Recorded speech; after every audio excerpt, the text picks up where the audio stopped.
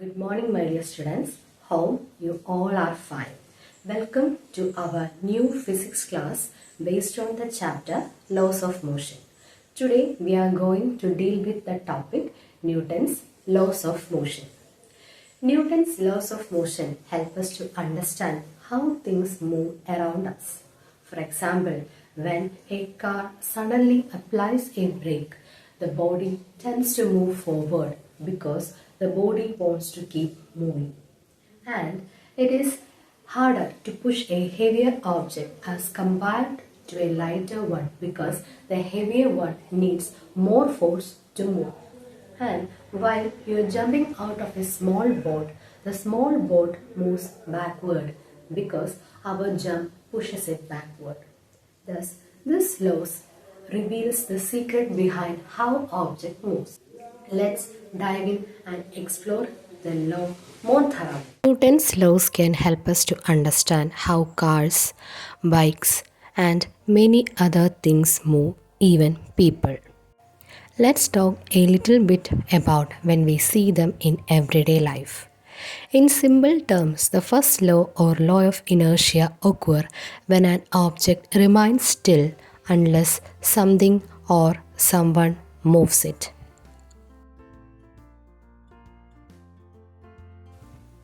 The second law is used to explain why it takes less force to make a bike move forward than something that's heavier like a car.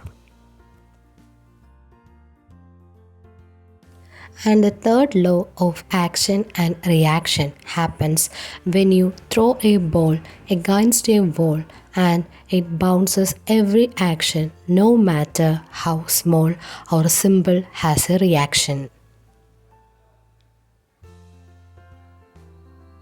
Before exploring each of these laws, let's go over the meaning of motion, force, and acceleration. These three concepts are the key to understanding Newton's laws. We all know what motion is when something goes from one place to another or changes its position. For example, as this duck walks, it is moving to a new place, but it also moves when it simply lowers its head to drink some water, changing its position.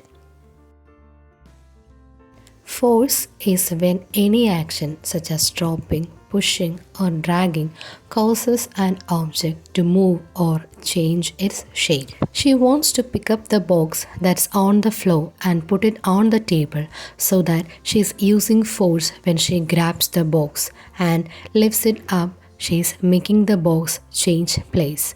But if she is tired and leans on the box, she is also exerting force. Her body causes it to change the shape. Lastly, there is acceleration. Acceleration describes when something like a car speeds up or it slows down. Keep these three words in your mind as you learn about each law. Newton's laws of motion are happening all around us as they can help us to make sense of the world and to see the things in a unique way. Newton's first law. Newton's first law of motion, also called the law of inertia, wasn't an idea he came up with on his own. He had been thinking about the experiment of another scientist named Galileo and then added his own ideas. In his writings, Newton concluded that an object that's not moving or still will remain still, or an object moving or in motion will remain in motion, both in a straight line and at a constant speed, unless another force acts upon it.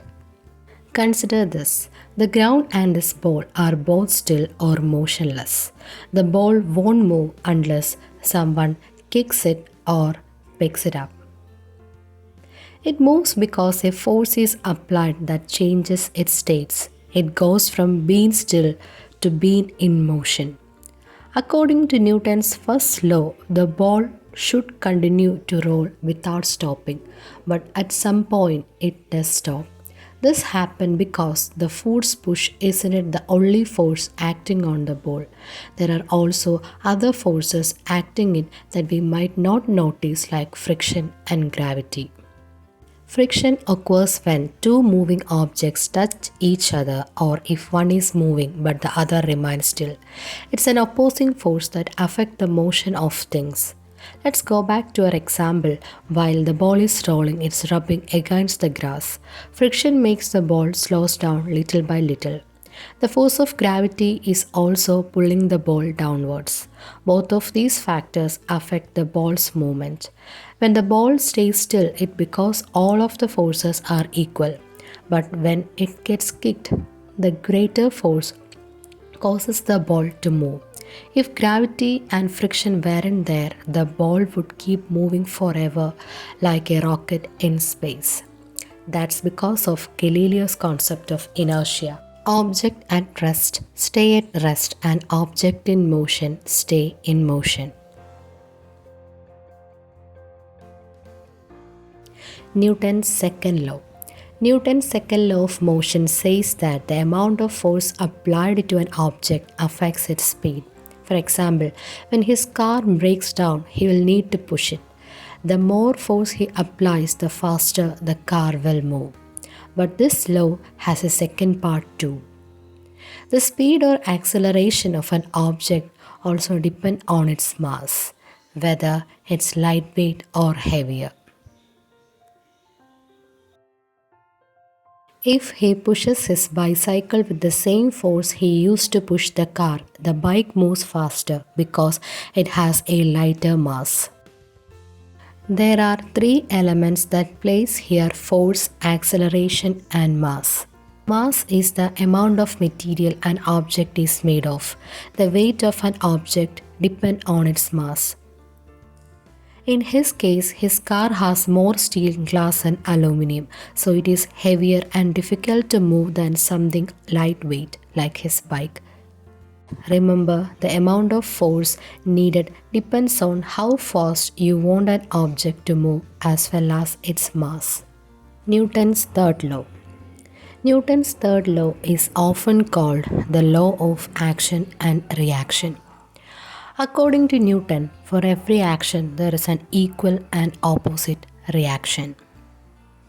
Whenever an object pushes or presses against a second object, there is resistance from its returning the same amount of force. Object 1 must apply enough force to make the object 2 moves. Let's check another example. In order for rockets to reach the space, they need to be propelled with a lot of force. Their engine is designed to expel gas downwards, generating the needed thrust. The expelled gas exerts the force on the rocket following Newton's third law of motion. This leads the rocket experiencing an upward force which propels it into the space. This sums up the third law of motion, which we can see in action all around us. So far, we discussed about Newton's 3 laws of motion. Here are some review questions to check whether you understand. Now, you have an assignment. I hope you all have understood my class. Thank you for watching.